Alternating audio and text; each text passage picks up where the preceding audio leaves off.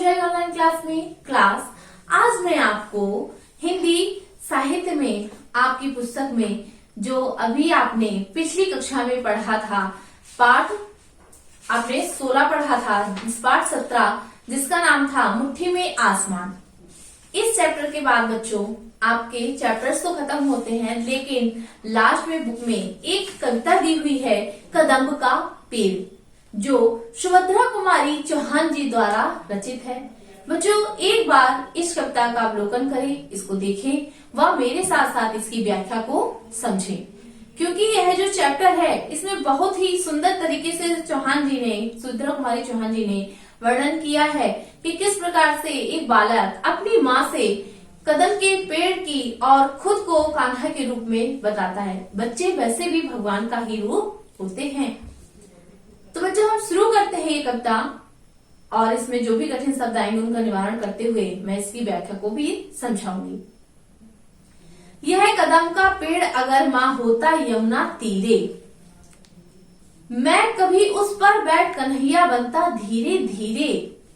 इसमें लेखक ने क्या वर्णन किया है, एक बालक है तो क्या कहता है, यह कदम का पेड़ अगर माँ होता यमुना तीरे।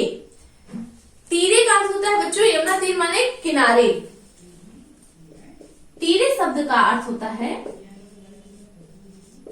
किनारे या पास में। तो यह कदम का पेड़ कहता है कि हे माँ, अगर यह कदम का पेड़ यमुना के किनारे या यमुना के पास में होता तो मैं कभी उस पर बैठ कन्हैया बनता धीरे धीरे।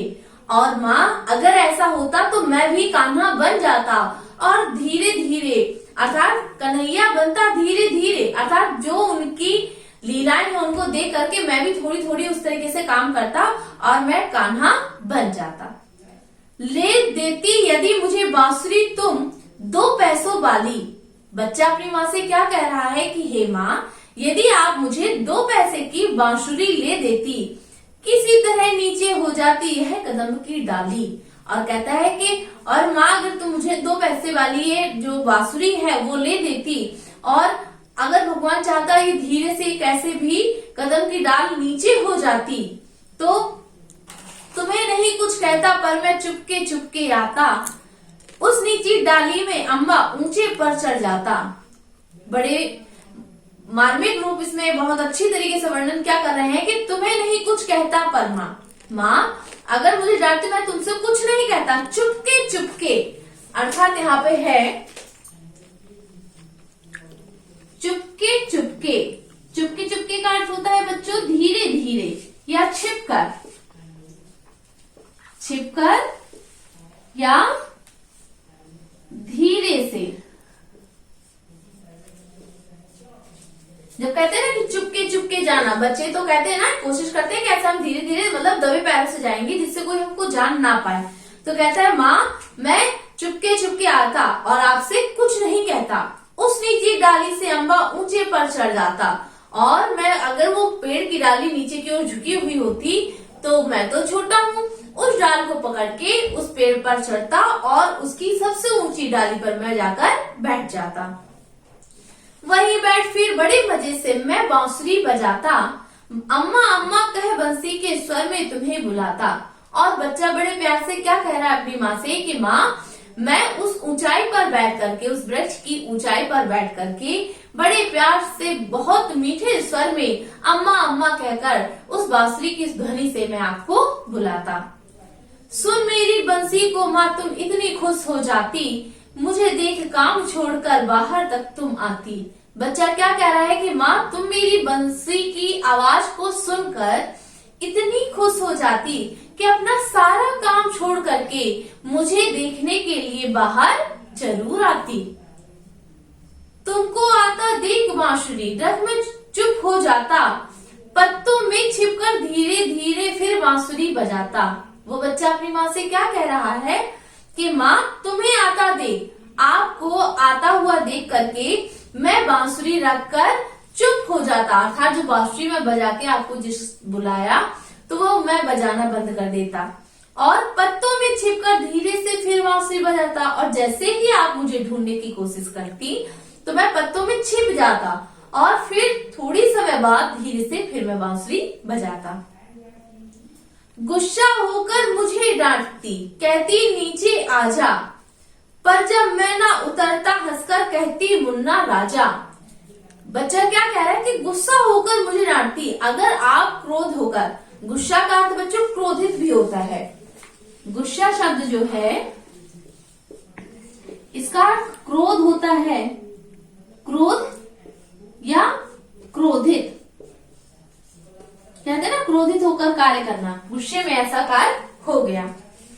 तो क्या कह रहा है बच्चा कि गुस्सा होकर मुझे डांटती, कहती नीचे आजा, और जब मैं नहीं दिखता मैं फिर बांसुरी बजाता तो आप क्रोध में गुस्से से हमसे मुझे डांटते हुए कहती कि अरे तू नीचे आ जा, पर जब मैं ना उतरता हंसकर कहती मुन्ना राजा। और मैं उस समय अगर आपकी बात नहीं सुनता तो आप बड़े प्यार से खुश होकर मुझसे कहती कि अरे मेरे मुन्ने राजा, नीचे उतरो मेरे भैया, तुम्हें मिठाई दूंगी।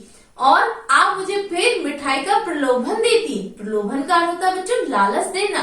बच्चों को चॉकलेट का, लड्डू का, मिठाई का लालच देकर उनसे कोई भी काम कराने के लिए चेष्टा की जाती है। तो इसमें वही बताया जा रहा है कि नीचे उतरो भैया राजा, तुझे मिठाई दूंगी, नए खिलौने, माखन, मिश्री, दूध, मलाई दूंगी। फिर माँ तुम भी यशोदा मैया की तरह मुझसे कहती कि नीचे उतरो मेरे भैया राजा, मेरे बेटा, मैं तुम्हारे लिए मिठाई लाई हूँ, मैं तुम्हें मिठाई दूंगी, नए खिलौने लाकर दूंगी, माखन और मिश्री भी खिलाऊंगी, इसके साथ साथ दूध और मलाई भी खिलाऊंगी, लेकिन बेटा तुम नीचे उतर आओ। मैं हंसकर सबसे ऊपर की टहनी पर चढ़ जाता, एक बार कह माँ पत्तों में वहीं कहीं छुप जाता। और मैया आपके ऐसे कथनों को सुनकर, आपके ऐसे वाक्यों को सुनकर मैं हंस करके सबसे ऊपर की टहनी पर चढ़ जाता, एक बार कह माँ पत्तों से वहीं कहीं छुप जाता, और फिर से मैं आपको माँ आवाज दे करके उन पत्तों में छिप जाता। बहुत बुलाने पर भी माँ जब मैं ना उतर कर आता, तब माँ का हृदय तुम्हारा बहुत विकल हो जाता। विकल शब्द का अर्थ है बच्चों व्याकुल। विकल शब्द का अर्थ हुआ व्याकुल। तो इसमें क्या बताया जा रहा है कि बहुत बुलाने पर भी जब मैं नीचे नहीं आता तो माता आपका हृदय कैसा हो जाता, मुझे देखने के लिए व्याकुल हो उठता। तुम आंचल पसार कर अम्मा वही पेड़ के नीचे, ईश्वर से कुछ विनती करती बैठी आंखें मीचे। बच्चा क्या कह रहा है कि माँ तुम मेरे स्नेह में आंचल फैला करके वही पेड़ के नीचे बैठ जाती, ईश्वर से विनती। विनती शब्द का अर्थ होता है बच्चों प्रार्थना। विनती शब्द का अर्थ हुआ प्रार्थना। तो क्या कह रहा है बच्चा कि आप अपना आंचल फैला करके पेड़ के नीचे बैठ जाती और भगवान से वहीं आंख बंद करके प्रार्थना करती। तुम्हें ध्यान में लगा देख मैं धीरे धीरे आता, और तुम्हारे फैले आंचल के नीचे छिप जाता। माँ जब तुम आंखें बंद करके भगवान से प्रार्थना कर रही होती, तब मैं चुपके से धीरे से पेड़ से नीचे उतरता और आपके आंचल के नीचे मैं छिप जाता। तुम घबराकर आंखें खोलती फिर भी खुश हो जाती, तब अपने मुन्ने राजा को गोदी में ही पाती।